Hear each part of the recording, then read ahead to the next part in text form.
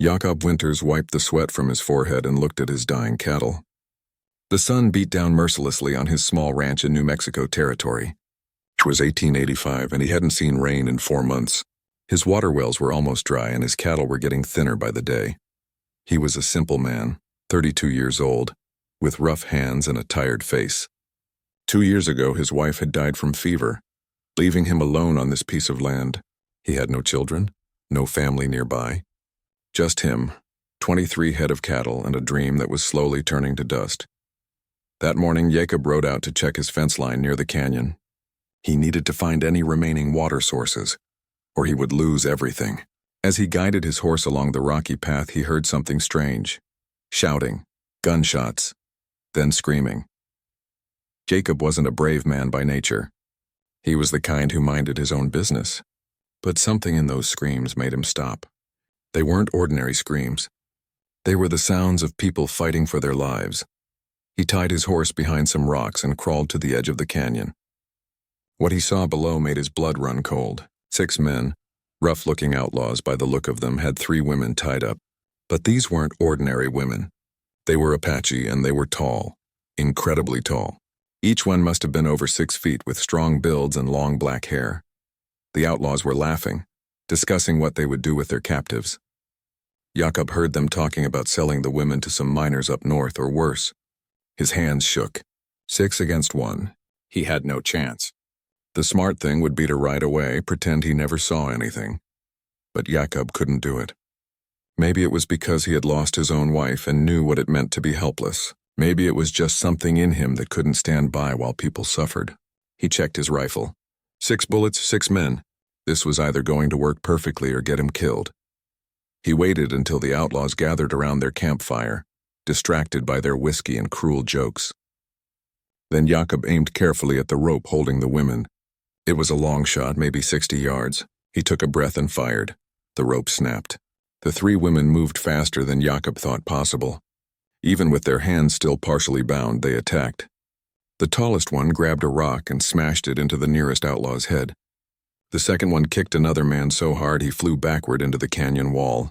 The third one, despite her tied hands, headbutted an outlaw who got too close.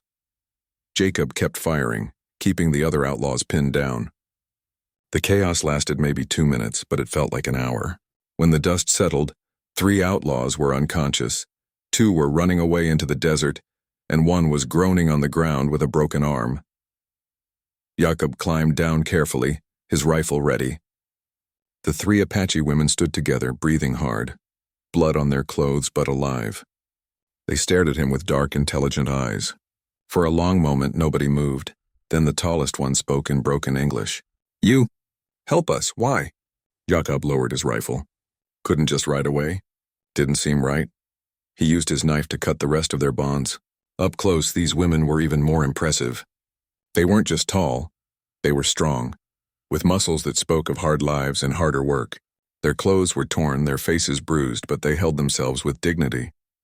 The tallest one touched her chest. "Ayana," then she pointed to her sisters. "Kaya, Sani, Jakob," he said simply. "You folks need water? Food?" They nodded. Jakob knew he was taking a risk. People in town didn't like Apache. There had been wars, bad blood, deaths on both sides. But he also knew these 3 women had just survived something terrible, and he couldn't leave them here. He brought them back to his ranch. It wasn't much, just a small wooden house, a barn, and dying grassland stretching in every direction. The 3 sisters looked around, their faces unreadable. Jakob gave them water from his precious reserve, some dried meat and bread. They ate carefully with dignity, never grabbing or rushing. When they finished, Ayana spoke again. "You save our lives. Now we owe you." "This is our way," Jakob shook his head. "You don't owe me anything. You're free to go wherever you need to go." But Ayana's face became serious. "No, life debt is sacred. We stay. We help. Until debt is paid." Jakob tried to argue, but the 3 sisters were firm. They set up a small camp near his barn, refusing to leave. That night, as Jakob lay in his bed, he wondered what he had gotten himself into. He was a poor rancher with barely enough water to keep his own cattle alive. Now he had 3 Apache women camped on his land, insisting they owed him some kind of debt. The next morning, Jakob woke to find Sani had already caught 3 rabbits. Kaya had found a small spring he didn't know existed on the far edge of his property. Ayana had somehow calmed his most difficult horse, the one that had been too wild to ride. Maybe, Jakob thought, this debt wouldn't be so bad after all. He had no idea that in 3 days, Apache elders would arrive at his ranch with a proposal that would change his life forever. He had no idea that saving these 3 women would lead to an impossible choice. He only knew that for the first time in 2 years, his ranch didn't feel quite so lonely. The drought continued. The sun continued to burn. But something had shifted. Jakob Winters had saved 3 lives, and now those 3 lives were determined to save his. 3 days passed like a strange dream. Jakob watched as the 3 Apache sisters transformed his struggling ranch. They worked from sunrise to sunset, never complaining, never asking for anything beyond basic food and water. Ayana had a gift with animals that Jakob had never seen before. His cattle, which had been skittish and difficult, now followed her like she was one of their own. She spoke to them in Apache, soft words that seemed to calm even the most nervous cow. Kaya knew the desert like Jakob knew his own hands. She found plants he had never noticed, plants that could hold water or indicate where underground springs might be. She showed him how to read the land in ways his father had never taught him. Sani was the hunter. Every morning she disappeared into the hills before dawn and returned with rabbits, sometimes even a deer. Jakob's food supplies, which had been running dangerously low, were suddenly secure. On the 4th morning, Jakob was fixing a fence post when he saw the dust cloud. Riders approaching from the east. Many riders. His heart sank. This was what he had feared. Trouble. But when the riders got closer, he realized they weren't townspeople or outlaws. They were Apache, about 12 of them, led by an older man whose face was marked with the lines of many hard years. They rode with purpose, their eyes fixed on Jakob's small ranch. Ayana, Kaya, and Sani emerged from the barn. When they saw the riders, they immediately dropped to their knees, heads bowed. This was clearly someone important. The old man dismounted slowly. He looked at Jakob with eyes that seemed to see right through him. When he spoke, his English was perfect, much better than the sisters. I am Nantai. These 3 women are my granddaughters. We heard what happened. We heard what you did. Jakob swallowed hard. I just helped them. Anyone would have done the same. Nantai's weathered face almost smiled. No, not anyone. Most of your people would have ridden past. Or worse, joined those evil men. He paused, looking at his granddaughters. You saved their lives.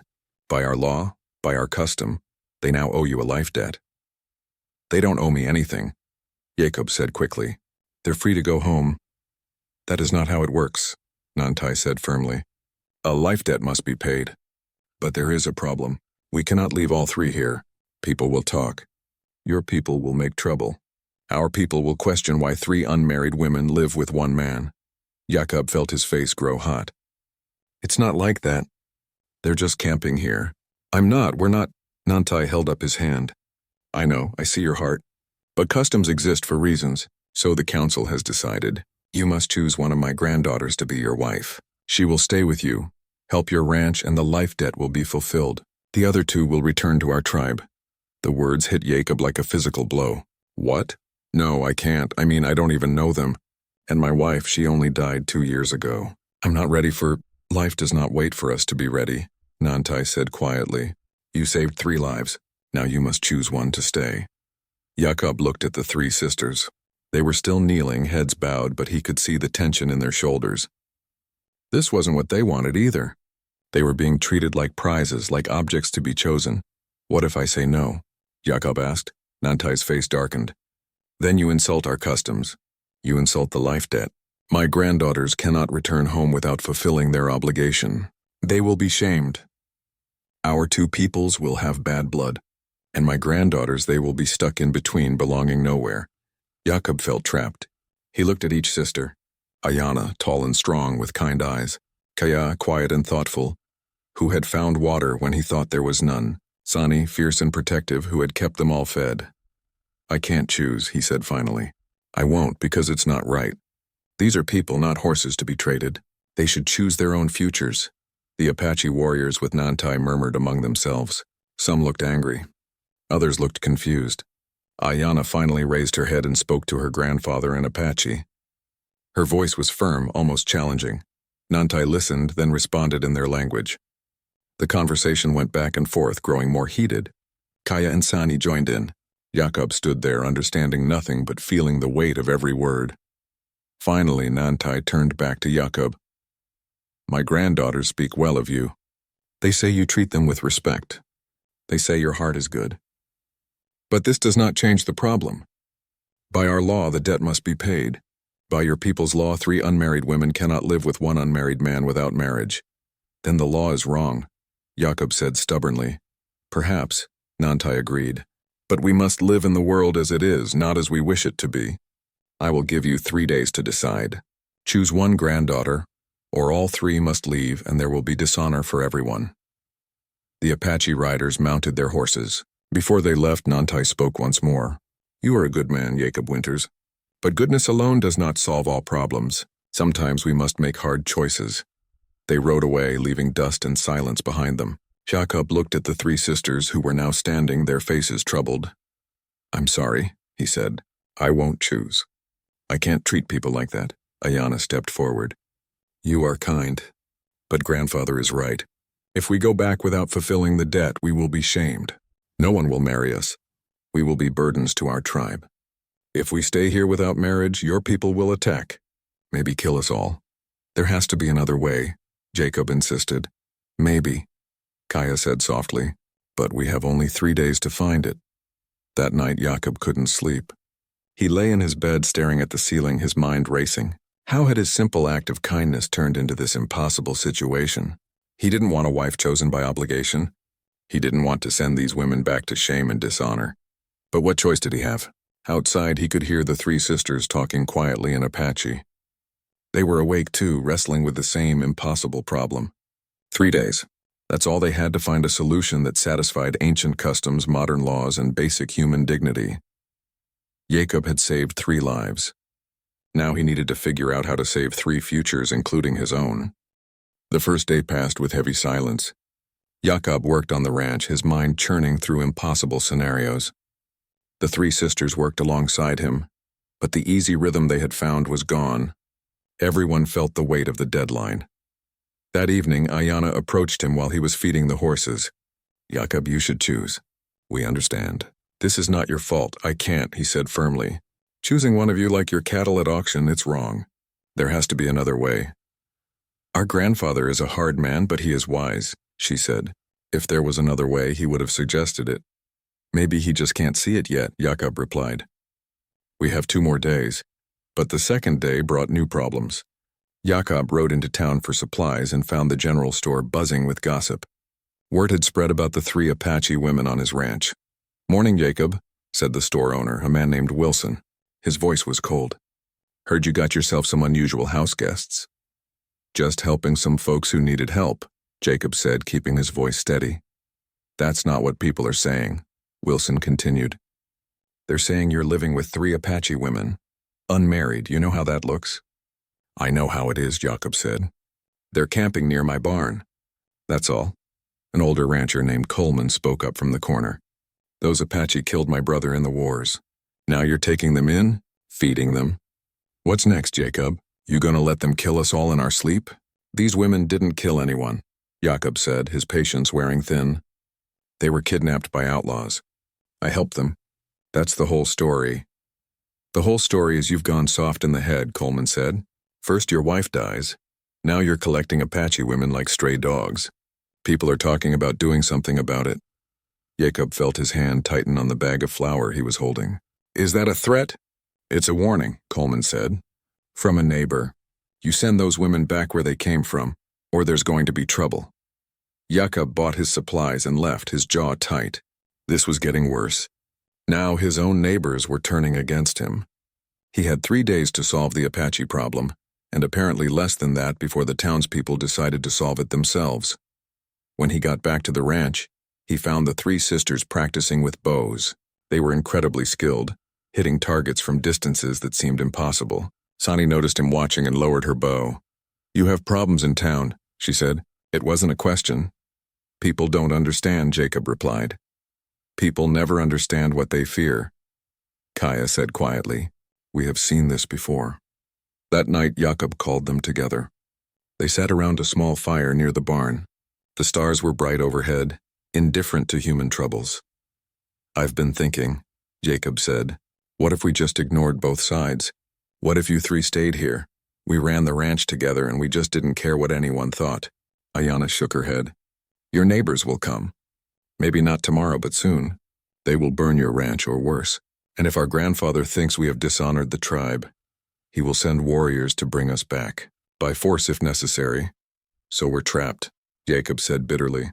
"Trapped by customs and fear and stupid rules that don't make any sense." "Most rules don't make sense," Sani said. "But they still have power." The third day arrived too quickly. Jacob woke before dawn, no closer to a solution than he had been 3 days ago. He walked out to find all three sisters already awake, sitting together talking in quiet Apache. When they saw him, they stood. Ayana spoke for all of them. "Jacob, we have talked. We have decided. If you must choose, choose Kaya. She is the middle sister. She is wise and kind. She will make a good wife." Kaya looked uncomfortable but didn't protest. Jacob felt sick to his stomach. "No," he said. "I already told you." "I won't do it." "Then what will you do?" Ayana asked. "Our grandfather arrives today. What will you tell him?" "I don't know yet," Jacob admitted. "But there has to be a way that respects everyone. A way that satisfies the debt without treating you like property." Around midday, dust appeared on the horizon. Nantai was returning as promised. This time he brought more people, including several women from the tribe and 2 other elders. This was clearly official. They arrived and formed a semicircle in front of Jacob's house. Nantai dismounted and looked at Jacob with patient, expectant eyes. 3 days have passed," he said. "Have you made your choice?" "No," Jacob said clearly. "I will not choose, because it's wrong." A murmur went through the Apache group. One of the other elders, a stern woman with gray hair, spoke sharply in Apache. Nantai responded, but his voice was troubled. "You understand what this means?" Nantai asked Jacob. "Without fulfilling the debt, there will be consequences. My granddaughters cannot stay here. They cannot return home with honor. You place them in an impossible position, and your customs place them in an impossible position," Jacob countered. "They're people, not debts to be paid. They should have the right to choose their own lives." "Rights?" The gray-haired elder spoke in accented English. "You speak of rights? Your people gave us no rights. They took our land, killed our families, forced us onto reservations. Now you lecture us about rights?" Jacob felt the words hit home. She was right. Who was he to criticize their customs when his own people had done so much worse? "You're right," he said quietly. "I have no moral high ground here, but that doesn't change the fact that what you're asking me to do is wrong. These 3 women deserve to choose their own futures." Ayana stepped forward, speaking in Apache. Her voice was strong, passionate. Kaya and Sani joined her, adding their voices. The 3 sisters were arguing with their own elders, defending Jacob's position. The discussion grew heated. Jacob couldn't understand the words, but he could feel the emotion. Other Apache in the group joined in. Some seemed to agree with the sisters. Others looked angry, traditional, unwilling to bend. Finally, Nantai held up his hand. Silence fell. He looked tired, older than he had 3 days ago. "There is no precedent for this," he said to Jacob. "No one has ever refused to fulfill a life debt in this way. You are asking us to change customs that are older than anyone here can remember. I'm asking you to see them as people first and granddaughters second," Jacob said. "And I am asking you to understand that customs exist to protect people," Nantai replied. "Without structure, without rules, there is only chaos." They stood at an impasse. The sun was setting, painting the desert in shades of orange and red. Neither side would budge. Neither side could afford to. Then Kaya spoke, her voice cutting through the tension. "Perhaps we are asking the wrong question." Everyone turned to look at her. She stepped forward, her face thoughtful. "We ask, which sister will Jacob choose? But perhaps the question is, what do the sisters choose?" Nantai frowned. "What do you mean?" "Give us the choice," Kaya said. "Not him. Let the 3 of us decide if we want to stay or return. Let us decide if we want to fulfill the debt or walk away from it. Maybe the debt is ours to decide, not yours." The gray-haired elder shook her head. "That is not our way." "Then maybe," Kaya said quietly, "it is time for a new way." The words hung in the air. Jacob held his breath. This was it. This was the moment that would decide everything. Nantai looked at his 3 granddaughters for a long moment. Then he looked at Jakob. Then he looked at the other elders. Finally, he sighed deeply. "We will return tomorrow," he said. "Tonight the elders will discuss this. We will pray. We will think. Perhaps the spirits will show us a path we cannot yet see." The Apache group mounted their horses and rode away, leaving Jacob and the three sisters alone with the setting sun and an uncertain future. "Thank you," Jacob said to Kaya. "That was smart." "It was not smart," she replied. "It was necessary. We cannot keep living like this, caught between two worlds belonging to neither." That night, Jacob knew that whatever happened tomorrow would change all their lives forever. He just hoped it would be a change they could all live with. Nantai and the elders didn't return the next day, or the day after that. A week passed with no word. Jakob didn't know if this was good or bad, but he tried to stay hopeful. The three sisters seemed uncertain too, but they kept working, kept helping, kept living, and something unexpected began to happen. Without the pressure of the deadline, without the weight of impossible choices, life on the ranch found a rhythm. A good rhythm. Jakob woke one morning to find Ayana already in the corral with his most difficult horse, a black mare named Storm who had bucked off every rider who tried her. But Ayana wasn't trying to ride her. She was just standing there, speaking softly in Apache, her hand extended with a piece of apple. Storm, who usually kicked at anyone who came close, walked forward slowly. She sniffed Ayana's hand. Then gently she took the apple. Jakob watched in amazement as Ayana stroked the horse's nose, still speaking in that soft melodic language. "How did you do that?" Jakob asked, approaching carefully. "I listen to what she needs," Ayana said simply. "She is not mean. She is scared. Someone hurt her once. Now she trusts no one. Like people," Jacob said quietly. Ayana smiled. "Yes, like people. You must show her that not all humans are cruel. It takes time, but she will learn." Over the next 2 weeks, Jacob watched as Ayana transformed Storm from an unrideable animal into a gentle, responsive horse. She never forced, never punished. She just offered patience and kindness until Storm chose to trust. Kaya's impact was different but equally important. The drought was still ongoing and water was still the ranch's biggest problem. But Kaya walked the land every day, studying plants, rocks, and soil. One afternoon she came to Jacob with excitement in her eyes. "I found it. Come." She led him to the far western edge of his property, past the dying mesquite trees. There she pointed to a small cluster of plants he had never noticed before. "These plants only grow where water is close to surface," she explained. "See how green they are? Underground, maybe 6 or 7 feet down, there is water." Jacob stared at her. "You're sure?" "My mother taught me. Her mother taught her. We have survived in the desert for many generations. We know its secrets." They dug where Kaya indicated. It was hard work in the rocky soil. Jacob's back screamed, his hands blistered. But on the 3rd day of digging, his shovel struck wetness, then dampness, then actual flowing water. It wasn't a huge spring, but it was steady, enough to water his cattle and his house. Jacob actually laughed out loud, something he hadn't done since his wife died. Kaya smiled, pleased with herself. "The desert gives," she said, "but only to those who know how to ask." Sani's contributions were more immediate. Every morning before dawn, she disappeared into the hills. Jacob worried at first, but she always returned before breakfast with meat. Rabbits mostly, sometimes prairie chickens, once even a small deer. "You're keeping us fed," Jacob said one morning as she cleaned her kill. "Without you, I'd be eating nothing but beans and hardtack," Sani shrugged. "Hunting is easy when you know the land. Your people walk too loud, smell too strong. Animals run before you get close. We learn to be quiet, to move like shadows, and could you teach me?" Jacob asked. Sani looked surprised. "You want to learn?" "Why not? If I'm going to survive out here, I should learn from people who actually know what they're doing." So Sani began teaching him how to move through brush without making sound, how to read animal tracks, how to be patient and wait for the perfect shot instead of rushing. Jacob was a terrible student at first, but he improved. And more importantly, he enjoyed it. He enjoyed learning, enjoyed the challenge. In the evenings, they would sit together and share stories. Jacob taught the sisters more English, helping them with difficult words. In return, they taught him Apache words and told him stories from their culture. Ayana told him about the mountain spirits who protected the Apache people. Kaya shared legends about the creation of the desert, Sani described the old days before the wars when their people roamed freely.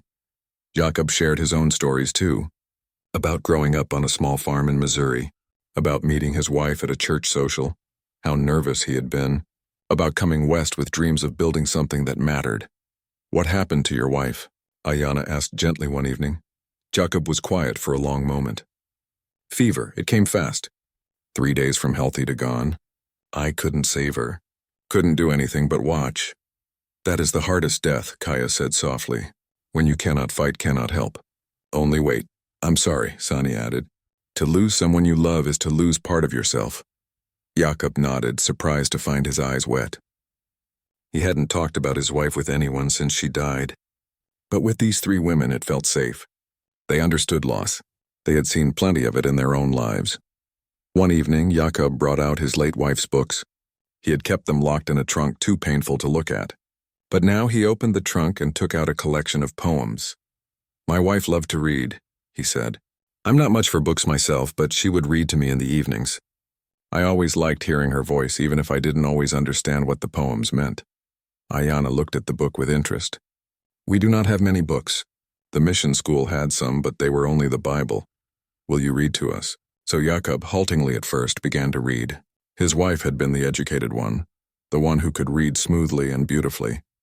Jakob stumbled over words, mispronounced things. But the sisters didn't laugh. They just listened, fascinated by the stories and poems. It became their evening ritual. After dinner, after the work was done, they would gather and Jakob would read.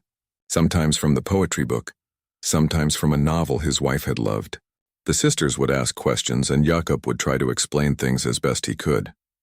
Meanwhile, the ranch was thriving in ways Jakob never imagined possible. The cattle were healthier thanks to Ayana's care.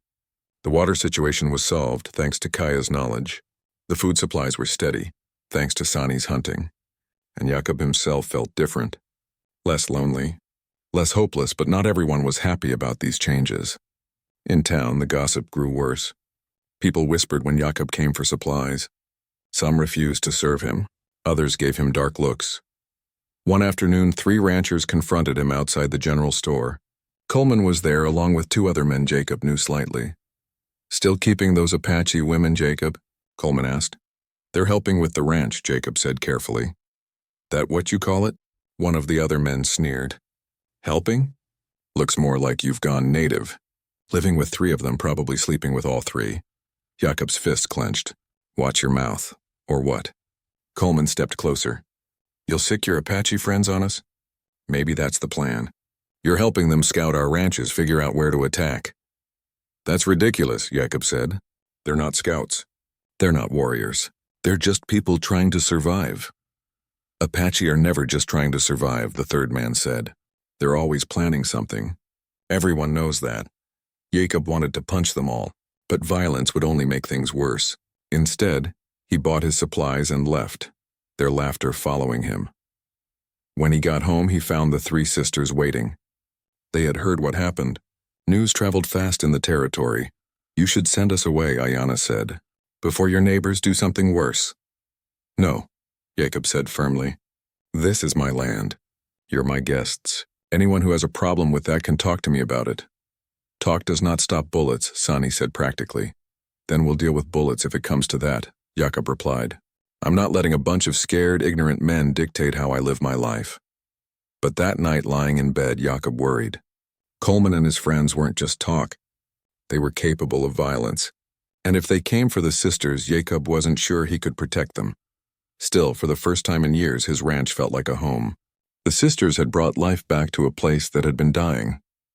They had brought laughter, conversation, and purpose. Whatever happened next, Jacob knew he couldn't go back to the lonely, hopeless existence he had been living before. The next morning, he woke to find all 3 sisters practicing with their bows. They were incredible shots, every arrow hitting exactly where they aimed. When they noticed him watching, Sani smiled. "If your neighbors come," she said, "they will find we are not easy to hurt." Jacob hoped it wouldn't come to that. But deep down he suspected that conflict was coming. The question was whether they could survive it together. 3 weeks after the elders left, life on Jacob's ranch had settled into something that almost felt normal. Then one morning a fancy carriage appeared on the horizon. This wasn't common folk.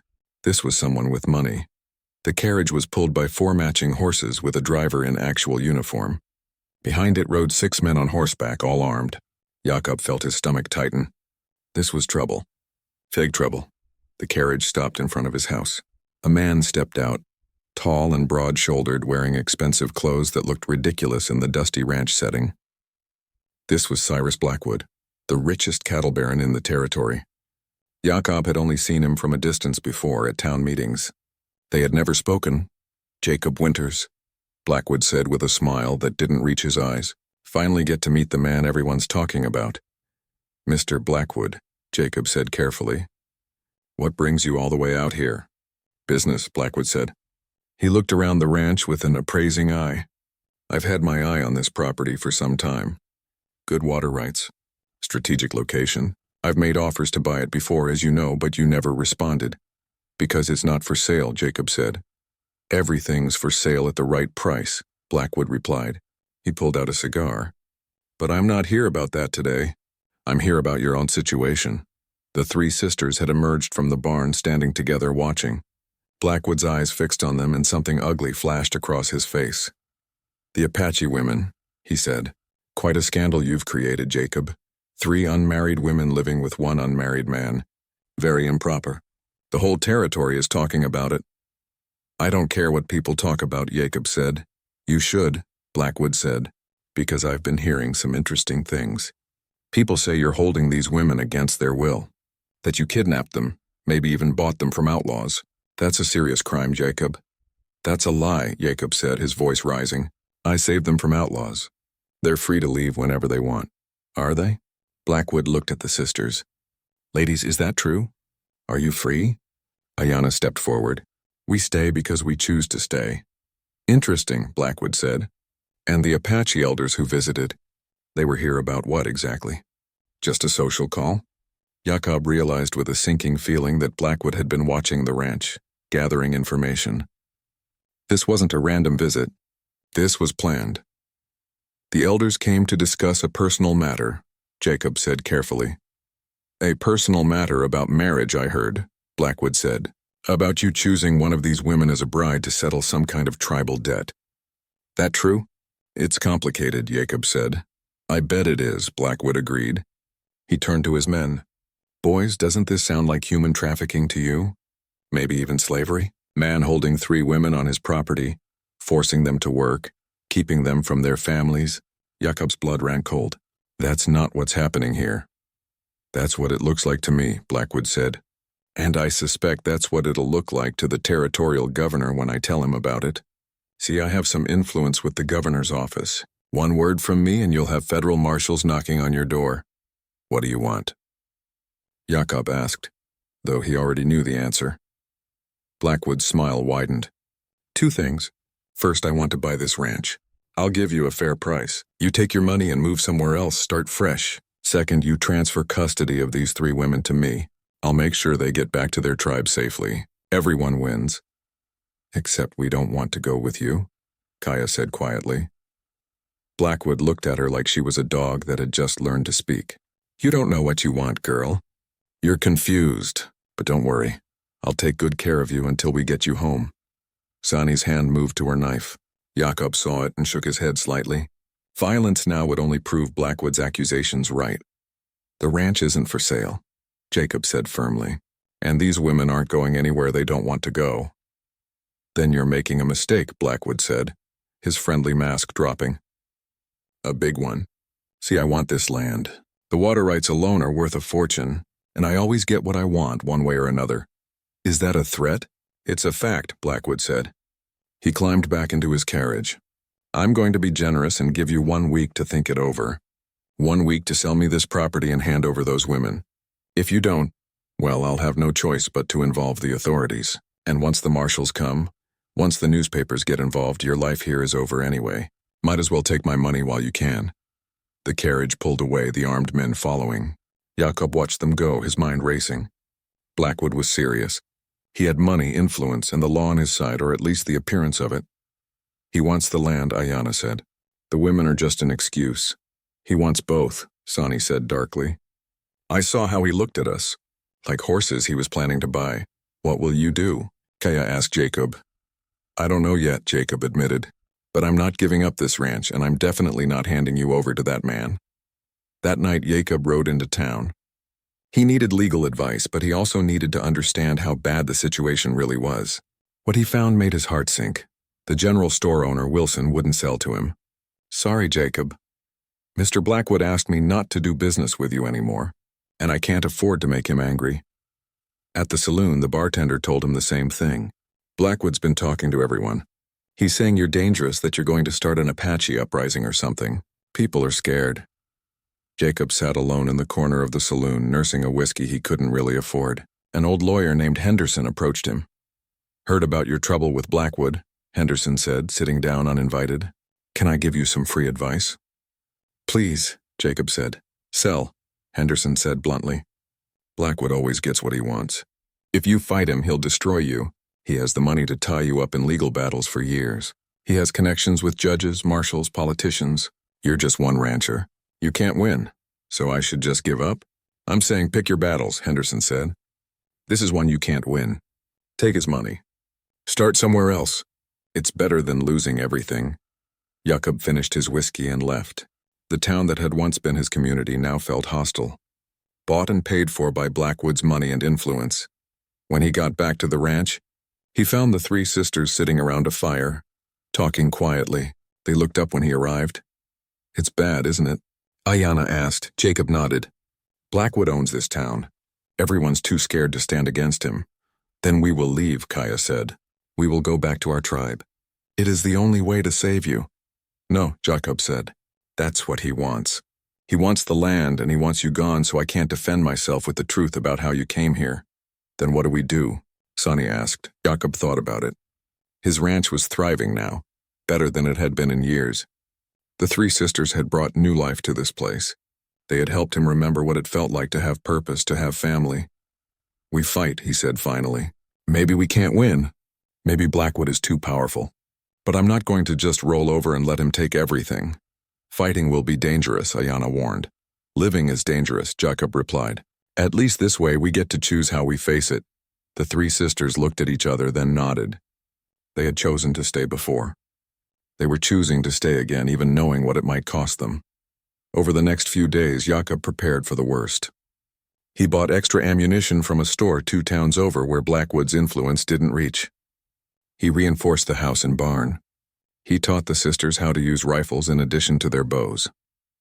3 days before Blackwood's deadline, a newspaper reporter arrived at the ranch. He was young, eager, with ink stains on his fingers. Mr. Winters, he said, I'm from the Territorial Gazette. I've heard some interesting stories about you and these Apache women. Mr. Blackwood suggested I come out here and get the truth. Would you care to make a statement? Jacob looked at the reporter's eager face and realized this was a trap. Anything he said would be twisted, used against him. Blackwood was building a public case, making sure that when he finally moved against Jacob, everyone would think it was justified. No comment, Jacob said. So you're refusing to address the allegations? The reporter pressed. People are saying you bought these women from outlaws, that you're keeping them here as slaves. Don't you want to defend yourself? Leave my property, Jacob said quietly. Is that a threat? Are you threatening a journalist? Jacob said nothing, just stared until the reporter left, still calling out questions. That evening, Jacob knew the situation had moved from bad to worse. Blackwood wasn't just going to use the law. He was going to use public opinion, make Jacob into a villain that everyone would cheer to see destroyed. 5 days left, Sonny said that night. 5 days, Jacob agreed. 5 days, until Blackwood would make his move. 5 days to figure out how to survive what was coming. 5 days to find a solution to a problem that seemed to have no good answer. Jacob looked at the three sisters, these remarkable women who had come into his life by accident and stayed by choice. Whatever happened, he wouldn't abandon them. Even if it cost him everything, the fight was coming. The only question was whether they could survive it. 2 days before Blackwood's deadline, Jacob was in the barn when he heard horses approaching fast. Too many horses. He grabbed his rifle and ran outside to find 10 men riding hard toward the ranch. These weren't Blackwood's fancy hired guns. These were rough men, the kind who did dirty work for money. "Jacob Winters," the leader shouted. He was a scarred man with cold eyes. "We're here on behalf of Mr. Blackwood.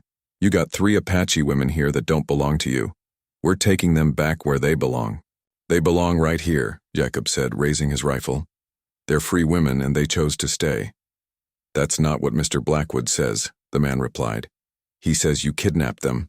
That makes them our business now." Jacob's finger tightened on the trigger. "First man who tries to take them gets shot." The men laughed, 10 against 1. They thought this would be easy. They started to dismount, spreading out, trying to surround him.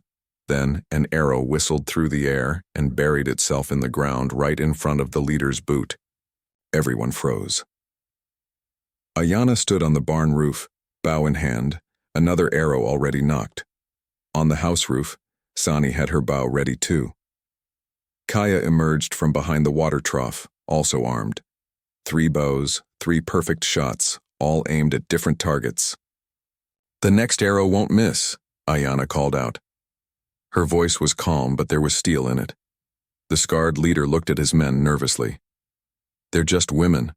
They won't actually shoot." Sani's arrow flew. It went straight through the leader's hat, knocking it off his head. The hat landed 20 feet away with an arrow through the crown. "Want to test that theory?" Sani asked. The men were backing toward their horses now, their confidence gone. Facing down 3 Apache women with bows was different from roughing up one lone rancher. "Blackwood will hear about this," the leader said, trying to save face. "You just assaulted his men. That's going to make things worse for you." "You came to kidnap people from their home," Jacob said. "Tell Blackwood next time he should come himself instead of sending cowards." The men rode away fast, leaving dust and humiliation behind them. Jacob lowered his rifle, his hands shaking. That had been close. Too close. The 3 sisters climbed down from their positions. They had moved so quickly, so quietly. Jacob hadn't even seen them take their places. "Thank you," he said. "We told you," Ayana said. "We are not easy to hurt." "But this is just the beginning," Kaya added. "Blackwood will send more men, stronger men, men with guns instead of just numbers." She was right. This had been a test, and they had passed it. But Blackwood wouldn't give up that easily. He would come back with a better plan, more men, more violence. That night, they fortified the ranch house as best they could. They blocked windows with furniture, created firing positions, and prepared extra weapons. It felt like preparing for war, which Jacob supposed it was. "I'm sorry," he said to the 3 sisters as they worked. "I never meant for any of this to happen, for you to be in danger because of me." "This is not because of you," Sani said. "This is because of bad men who take what they want. We have dealt with bad men before." "Tell us about the Apache Wars," Jacob said suddenly. "You were there, weren't you? You fought." The 3 sisters exchanged looks. Finally, Ayana spoke. "Yes, we fought. We had to. Your army came to our lands, killed our families, burned our homes. So we fought back. We learned to use bows, knives, rifles.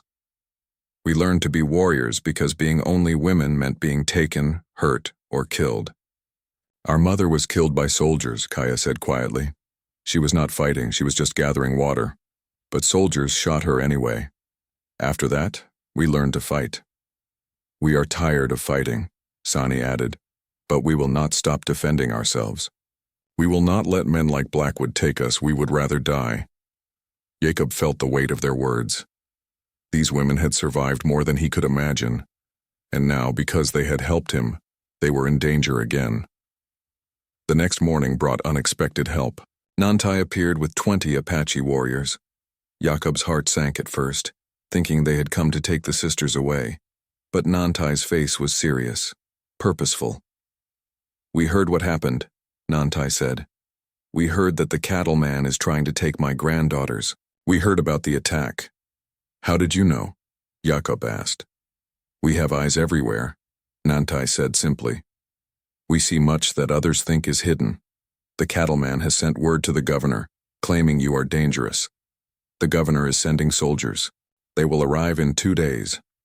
Jacob felt his stomach drop. Soldiers. That changed everything.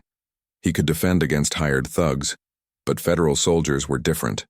That was the government, the law. Fighting them meant becoming an outlaw. What do I do? Jacob asked. That is why we are here, Nantai said. The elders have been discussing your situation, the new way my granddaughter suggested, where women choose their own path. It is difficult for us. It goes against our traditions. But we have decided that sometimes traditions must bend, or they break. What does that mean? It means we support their choice to stay, Nantai said. It means we will stand with you when the soldiers come. It means the life debt is now our debt too, because you showed respect when you could have shown cruelty. Jacob felt tears in his eyes. You would fight soldiers for us? We would stand as witnesses, Nantai corrected. We would tell the truth about what happened, that you saved my granddaughters, that they chose to stay, that this cattleman is lying. Sometimes words are better weapons than arrows. That afternoon, more people arrived.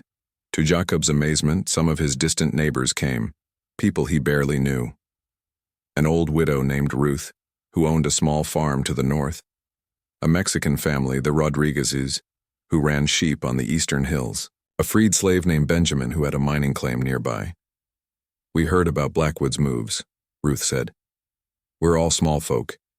If he can do this to you, he'll do it to all of us eventually. Time to stand together. Besides, Benjamin added, I read that newspaper article. Bunch of lies. I've been watching your ranch. Those women ain't prisoners. Anyone with eyes can see they're free. Jacob was overwhelmed. He had thought he was alone, but people had been watching, understanding. Not everyone had been bought by Blackwood's money or scared by his threats. The next day, 2 more groups arrived. First came a minister from the next county, a young man with fire in his eyes. I heard what Blackwood's doing, the minister said. Claiming you're immoral, keeping women improperly. But I spoke with those women. They told me their story. There's nothing immoral about people helping each other survive. I'm here to witness the truth. Then came something unexpected. 3 Apache women from another tribe. Older women with gray hair and wise eyes. They spoke with Ayana, Kaya, and Sani in their language. Then one of them addressed Jacob in English. We are grandmothers from the Mescalero tribe, she said. We heard about the 3 sisters who found a good man, who treats them with respect. We heard about the choice they made. This is important for all our people. If these 3 can make their own choice, maybe other women can too. We came to support them. By evening, Jacob's small ranch was surrounded by an unlikely group. Apache warriors and elders, poor ranchers and farmers, a minister, freed slaves, Mexican sheep herders, all of them there because they recognized something important was happening. This is bigger than just us now, Ayana said, looking at the gathered people. It always was, Kaya replied. You just didn't see it yet. That night they held a council around a large fire. Apache, white settlers, Mexicans, and freed slaves all sat together, sharing food and stories. It was probably the most diverse gathering the territory had ever seen. The soldiers come tomorrow, Nantai said. When they arrive, we must be united.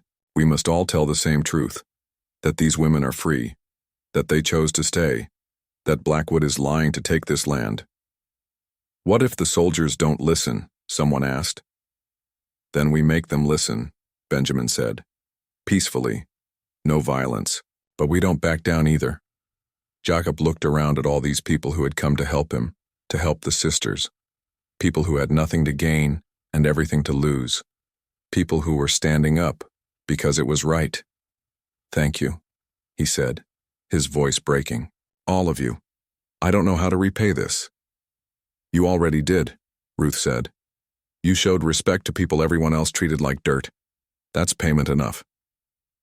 As the fire burned low and people settled in for the night, Jacob sat with the 3 sisters. They looked at the stars, bright and endless overhead. Whatever happens tomorrow, Sani said, we stand together. Together, Ayana agreed. Together, Kaya echoed. Jacob nodded. Tomorrow would bring soldiers, probably more of Blackwood's men, and a confrontation that could end badly for everyone. But tonight, surrounded by people who believed in doing right, Jacob felt something he hadn't felt in years. Hope. Not the naive hope that everything would work out perfectly, but the real hope that comes from knowing you're not alone, that others will stand with you, that sometimes people choose courage over comfort. The sisters had made their stand. Now it was time for everyone else to make theirs. The soldiers arrived at noon, 12 men in blue uniforms led by a captain with hard eyes. Behind them came Cyrus Blackwood in his fancy carriage, along with the territorial judge and the newspaper reporter. Blackwood had brought an audience for what he expected to be Jacob's surrender. Captain Morrison dismounted and looked around at the gathered people with obvious surprise. He had expected one rancher and 3 Apache women. Instead, he found dozens of people, Apache warriors standing alongside white settlers, everyone watching him carefully. "Jacob Winters," the captain called out. "That's me." Jacob stepped forward, his hands visible and empty. No weapons. This wasn't going to be solved with violence. "I'm Captain Morrison, United States Army. I'm here to investigate reports of kidnapping and human trafficking, specifically reports that you're holding 3 Apache women against their will." "That's a lie," Jacob said clearly. "The women are free. They chose to stay." "That's not what Mr. Blackwood here claims," the captain said. "He has statements from witnesses saying these women were forced to stay, that you bought them from outlaws." Blackwood stepped forward with a smug smile. "Captain, you can see the situation for yourself. 3 uncivilized women living with an unmarried man. It's clearly improper and illegal." "We are not uncivilized," Ayana said, stepping forward. Her English had improved dramatically in the past weeks. "We are educated. We can speak, read, write. We are people, not property." The captain looked at her with surprise. "You speak English well." "Jacob taught us," Kaya added, joining her sister. "He gave us books. He treated us with respect. That is why we stay." "We were kidnapped by outlaws," Sani said. "Jacob saved our lives. We owe him a debt. But more than that, we choose to be here. No one forces us, see, Captain," Blackwood said smoothly. "They've been brainwashed. They don't know what they really want. They need to be returned to their tribe for their own safety." Nantai stood up, his weathered face stern. "I am their grandfather. I am an elder of our tribe. These are my granddaughters, and they have not been brainwashed. They have made a choice. A choice we respect." The captain looked confused. "You're allowing your granddaughters to live with an unmarried man? That goes against your own customs, doesn't it?" "Our customs are changing," Nantai said, "because the world is changing. My granddaughters suggested a new path, and the elders have accepted it. Women should have the right to choose their own futures." The Apache grandmothers from the Mescalero tribe stood next. "We support this choice," the eldest said. "For too long, women have been traded like horses, given away like property. These 3 sisters show a new way. We honor their courage." The minister stepped forward. "Captain, I've spoken with these women at length. I've seen how they live. There's nothing immoral or illegal happening here. They're free people choosing to work together." "This is ridiculous," Blackwood said, his face reddening. "You're all being fooled. This man is a criminal, and I have proof." "What proof?" Jacob asked quietly. Blackwood pulled out papers. "I have statements from people in town saying you've been acting strange, that you threatened them, that you're dangerous. People you paid or scared into lying," Benjamin said, standing up. "I know for a fact you threatened the store owner. Told him he'd lose his business if he didn't support your story." "That's slander," Blackwood sputtered. "It's truth," Ruth added. "You've been buying up land for years, forcing people out. We all know it. We've just been too scared to say it." The captain looked at his papers, then at the gathered people, then back at Blackwood. "This situation is more complicated than you suggested, Mr. Blackwood." "It's simple," Blackwood insisted. "The law is clear. These women need to be with their own people, and this land needs proper ownership." "The land has proper ownership," Jacob said. "Me. And I'm not selling." "Then perhaps we need a different solution," the captain said thoughtfully. He looked at the territorial judge who had been silent until now. "Your Honor, what's your assessment?" Judge Anderson was an older man with sharp eyes. He had been watching everything carefully. Now he stepped forward. "Interesting situation," he said. "Mr. Blackwood claims kidnapping, but the alleged victims say they're free. The Apache elders support the arrangement. Multiple witnesses testify that the women are here by choice. I don't see evidence of a crime. But the impropriety, Blackwood argued. 3 unmarried women living with 1 unmarried man. That's a moral complaint, not a legal one, the judge said. Unless you can prove actual wrongdoing, I can't issue any orders based on gossip. Jakob saw his opportunity. An idea had been forming in his mind for days, but he hadn't been sure it would work. Now, with the judge here with witnesses, this was his chance. Your Honor, Jakob said, what if there was a way to satisfy everyone's concerns? To make this legal and proper by everyone's standards? I'm listening, the judge said. Jacob turned to face everyone. The sisters came here because they owed a life debt. I refused to choose one as a wife because it felt wrong. But what if we changed the whole arrangement? What if instead of marriage we formed a legal partnership? A partnership? The captain asked. Yes, Jacob said, his words coming faster now. I deed equal shares of this ranch to all 3 sisters. We become co-owners, business partners. They're not my employees or my wives. They're equal owners of the land. That satisfies the life debt by giving them security and status. It makes everything legal and proper. There was silence as people absorbed this idea. Jakob turned to the 3 sisters. If you want this, I'm not forcing anything. But this way you'd have legal protection. You'd own this land as much as I do. No one could take you away because you'd be property owners. Citizens with rights. Ayana, Kaya, and Sani looked at each other. A silent conversation passed between them. Then Ayana smiled. We accept, she said. Equal partnership. Equal ownership. This is outrageous, Blackwood shouted. You can't give land to Apache women. They're not civilized enough to own property. The law says otherwise, Judge Anderson said. The Homestead Act allows any person to own land. Gender isn't specified. Race isn't specified. If Mr. Winters wants to deed shares of his property to these women, that's his legal right. But they're unmarried women. Blackwood tried again. Living with an unmarried man. As business partners, the judge corrected.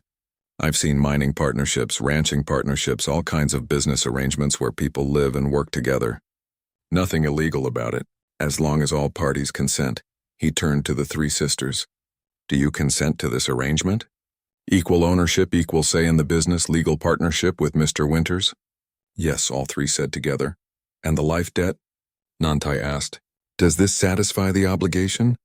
The Apache elders huddled together, speaking rapidly in their language. The discussion went on for several minutes. Finally, Nantai turned back. This is unusual, he said carefully, but it achieves what the life debt requires. My granddaughters gain security, status, and protection. They honor the man who saved them by helping him prosper. The debt is paid, but in a new way. We accept this. The Apache grandmothers nodded their approval. It is a good solution. Modern, but good. Then let's make it official, Judge Anderson said. He pulled out papers from his bag. I can draw up partnership documents right here. We'll need witnesses, but we certainly have enough of those. For the next hour, the judge worked on the documents while everyone waited. Blackwood fumed and argued, but no one was listening to him anymore. His carefully constructed case had fallen apart in front of everyone. Finally, the judge called them forward. Jakob Winters, do you agree to deed equal shares of your property and business to Ayana, Kaya, and Sani, forming a 4-way partnership with all decisions made equally? I do, Jakob said. Ayana, Kaya, Sani, do you agree to become equal partners in this ranch and business with all the rights and responsibilities that entails? We do, they said together. Then sign here, the judge said. Jacob signed first. Then each sister signed, their names careful and precise. Nantai signed as witness. The minister signed. Captain Morrison signed. Ruth, Benjamin, and several others signed. The document was covered in signatures, proof that this was witnessed and legitimate. It's official, Judge Anderson said. This is now a legally recognized business partnership. All 4 parties have equal ownership and equal rights.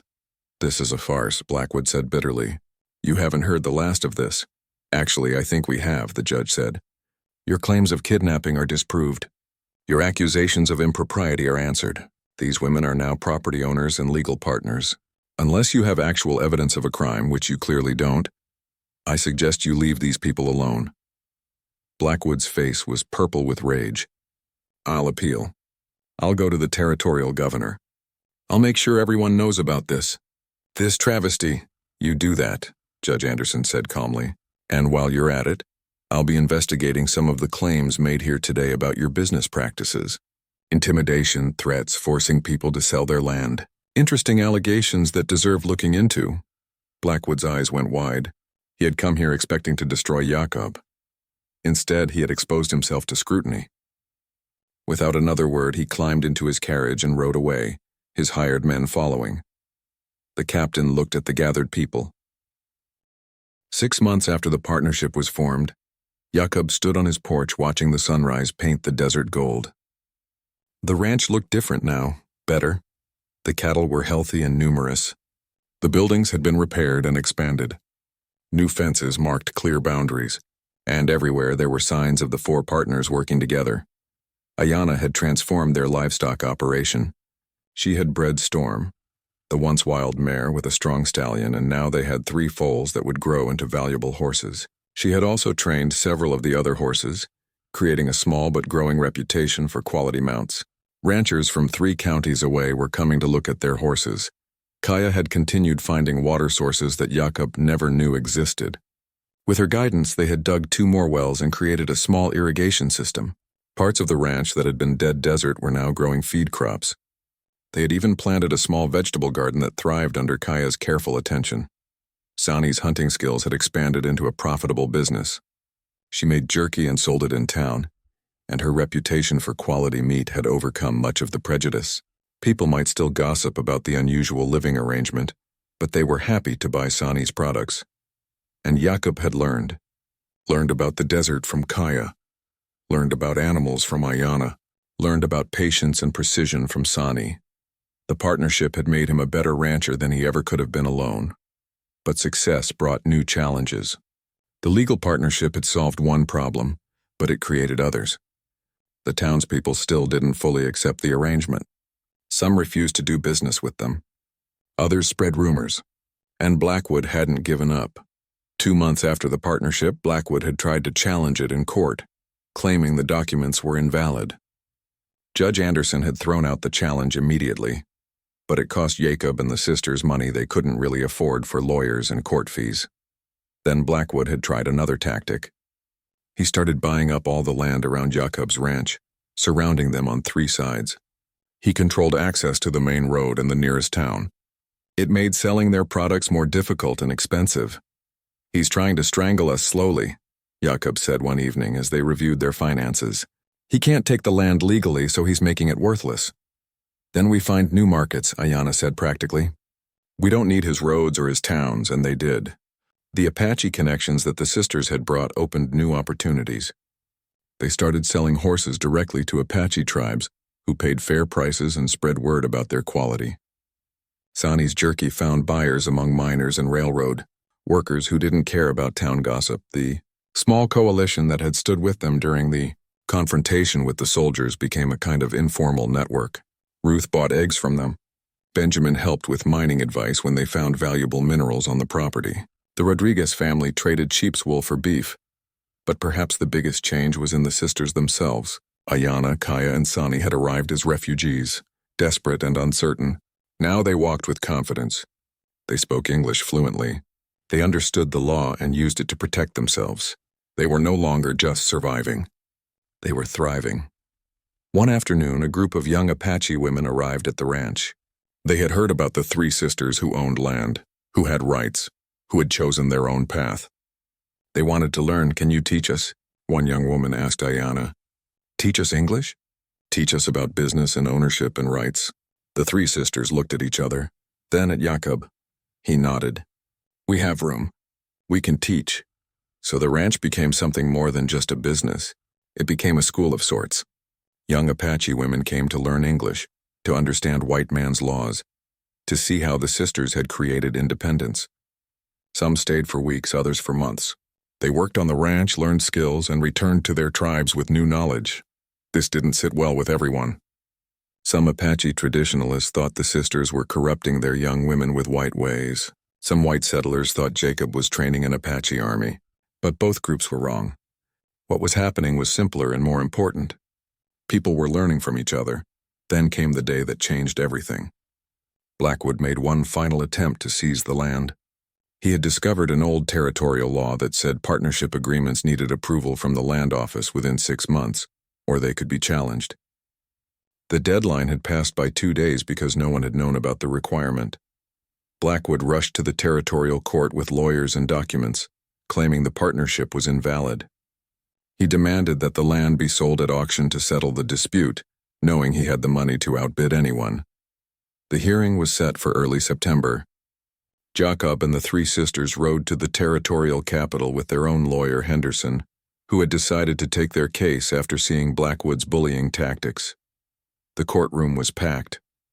Blackwood sat with 3 expensive lawyers. Jacob and the sisters had only Henderson and their truth. The territorial judge, a stern woman named Justice Crawford, listened to both sides. Blackwood's lawyers argued that the partnership was technically invalid due to the missed filing deadline. They had the law on their side. Henderson argued that the missed deadline was an honest mistake, that the partnership was operating in good faith, and that dissolving it now would be unjust. He had passion on his side, but passion didn't always beat law. Justice Crawford was about to rule when something unexpected happened. The courtroom doors opened, and Nantai walked in, followed by 20 Apache elders from different tribes.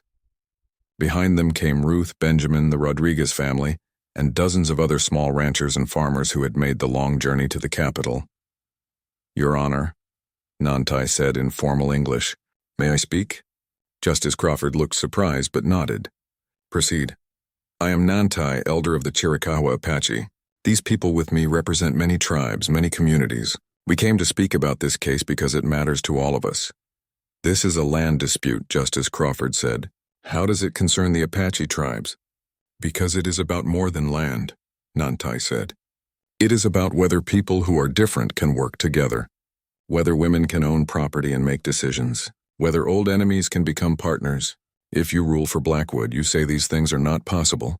You say power and money matter more than truth and justice." One of the Apache grandmothers stood. "These 3 sisters have shown our young women a new path, a path where they have rights, choices, independence. If you take this away, you tell all Apache women they will never be equal." Ruth stood next. "Small folk like us were barely hanging on. Blackwood has been forcing us out for years. If he can use legal tricks to steal from Jacob, he'll use them on all of us. This case decides if the little people have any protection at all." Benjamin added his voice. "I was born a slave, fought for my freedom, fought in the war. Now I'm supposed to be a free man with rights. But if those rights can be taken away by rich men with lawyers over 2 days and some paperwork, then what's freedom worth?" One by one, people stood and spoke. Young Apache women who had learned at the ranch, ranchers who had worked with the partnership, even the minister, who spoke about justice and mercy. Blackwood's lawyers tried to interrupt, tried to argue this was all irrelevant emotion. But Justice Crawford held up her hand. "I'll hear them all," she said. It took 3 hours. When the last person finished speaking, Justice Crawford sat back in her chair, thinking. The courtroom was silent, waiting. "Mr. Blackwood," she finally said, "you are technically correct about the law. The filing deadline was missed. But the law exists to serve justice, not to enable injustice. This partnership was created in good faith, witnessed by government officials, and has been operating successfully for months. To dissolve it over a 2-day paperwork delay would be a mockery of justice." "But, Your Honor," Blackwood's lawyer started. "I'm not finished," Justice Crawford said sharply. "Furthermore, I'm troubled by the pattern I see here. You've brought multiple cases trying to seize this land through different legal means. At some point, this stops being legitimate business and starts looking like harassment. Therefore, I'm ruling in favor of the partnership. The missed filing deadline is excused due to good faith operation. The partnership stands." The courtroom erupted in cheers. Blackwood's face went purple with rage. He stood and pointed at Jacob. "This isn't over.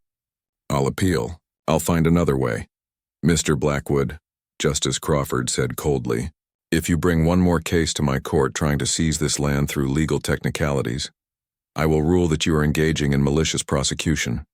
That comes with penalties, substantial penalties. I suggest you accept this ruling and move on." Blackwood stormed out, his lawyers following. But Jacob and the sisters were surrounded by celebrating people. They had won, truly won. The journey back to the ranch took 3 days. When they arrived, Jacob looked at the 3 sisters. "You know, we should celebrate properly. Have a real party, like the white people do? Sonny asked with a smile. Like everyone does, Jacob corrected. Apache, white, Mexican, everyone. One big celebration. They planned it for the following Saturday. Word spread through the territory. When the day arrived, over 100 people showed up.